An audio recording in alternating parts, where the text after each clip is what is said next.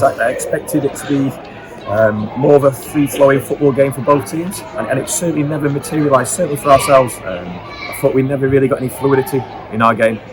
Didn't get our passing game going, didn't get our passing movement going whatsoever, and that's to credit to the Newport and the way they played. But somehow we found a way to have certain moments in that second half where we just got hold of the ball and got ourselves up the pitch, and it's come down to a set pieces. Our best chances today were set pieces. It was Sam Stubbs in the first half, or 2 from Tim Niang in the second half, and unfortunately one's got into the back of the net. And defensively, where it's by hook or by crook, a bit of luck, last ditch defending, but real desire to keep that ball out of our net, and we've got us 3 points. Defended heroically at times, I think Alex Hartridge, Jack Sparks, but put crucial blocks in.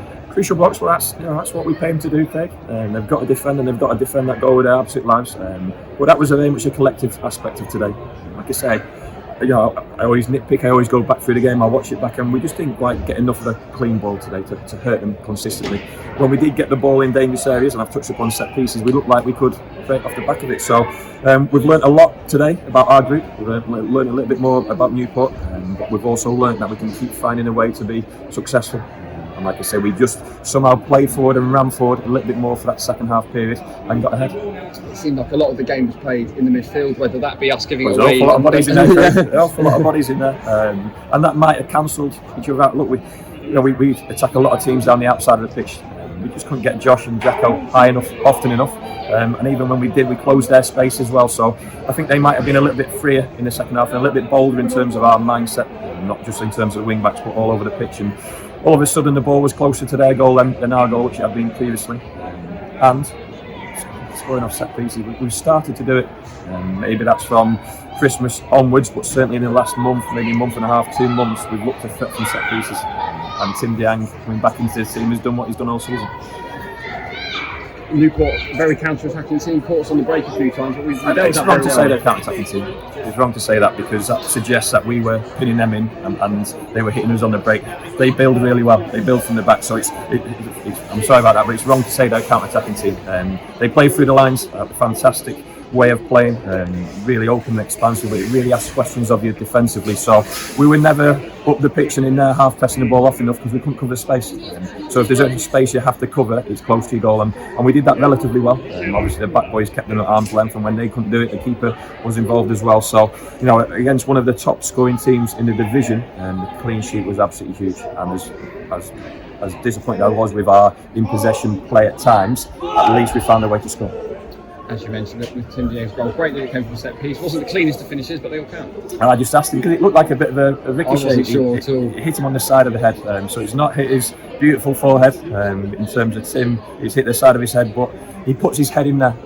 And realistically, we think Sam could have scored it in the first half, and even Tim in the second half as well. So, out of the moments we got that ball with quality in around the 6-yard box, we got there first, and we've got the rewards for that. And obviously, certainly towards the end when Newport were peppering cross into the area, but like we've spoken about, we just defended, held strong, and we weren't going to let anything get past us today. And in the last 10 or 15 minutes of that game, we've had the best chance in terms of Josh Coley, in terms of open space and a one-on-one and a fantastic save from the goalkeeper.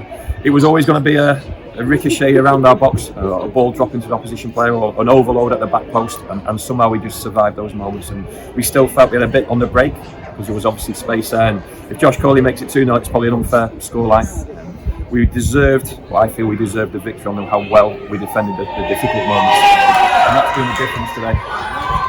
That word on support is great to see so many come out. It was good atmosphere, really good atmosphere. Look, we came here last year, Craig. You came here a couple of times, and we know what the pitch was like, and we know what that state of that game was like. And it was totally different today. Two teams, both in a similar position, how they're owned, how they run, how well they produce players at this level, considering the finances have got involved. And another good game of football. I think both managers, if we're honest, would want a better style of play in terms of productive football on the floor.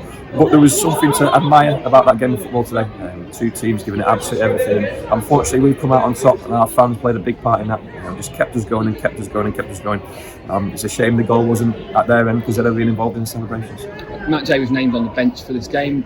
Was that a rest? Has he picked up a knock? No. Look, in terms of the way the team is at the moment, I couldn't leave Callum Rowe out of the team, and I felt Tim Niang was not a bigger goal threat, but he would give us a little bit more.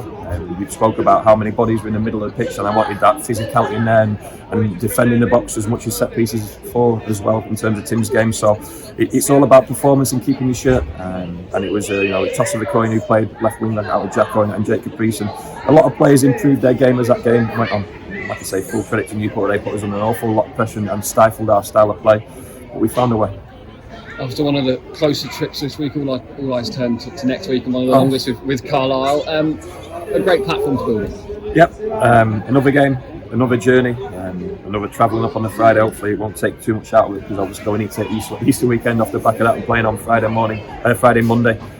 We'll see how the group of players are. We'll be in a better position because Podge will be available next week. Nigel will be available next week.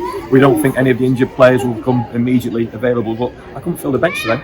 I think that tells a pretty clear story of where we are squad-wise at the moment, and going into the last however many games of the season, you want to be able to fill your bench first and foremost, and I couldn't do that. So we know where we are. We'll only get stronger from this point, or hopefully we will.